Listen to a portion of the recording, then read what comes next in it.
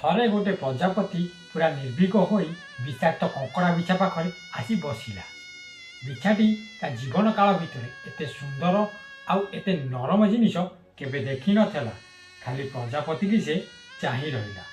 प्रजापति ताकू चाही कहिला, मते तुमको देखी आदौ डर लागू नाही। बिछा सह केही केबे एते सतारे कथा होई नथिले। तेणु बिछा तार विषाक्त डंक को लुचाई अति आग्रहर सह प्रजापति सहित बंधुता करी धीरे धीरे आगक बढ़िबार लागिला। सेमाने सांग होई बहु दिन रहिले।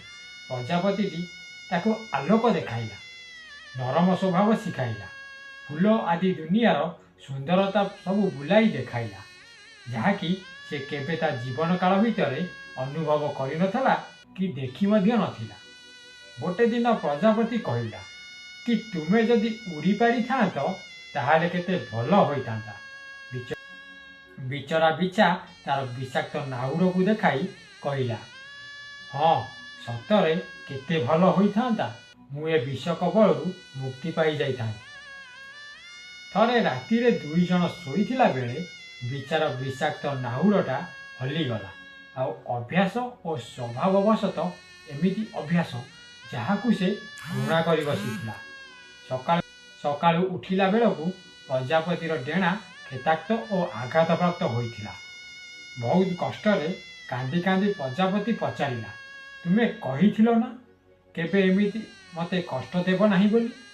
बिचरा बिछा कांदी उत्तर देला, मु एमिति हौ बोली केबे चाहू नथिली।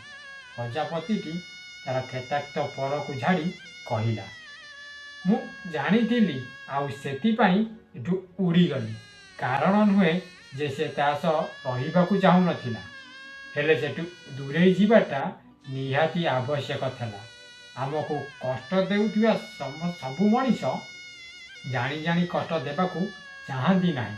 बेले बेले सेही कष्टरे से निजे ही निज सहित लड़ुता। मानसिक अवसाद हो, अपमान नहले प्रत्याख्यान भी होई पारे।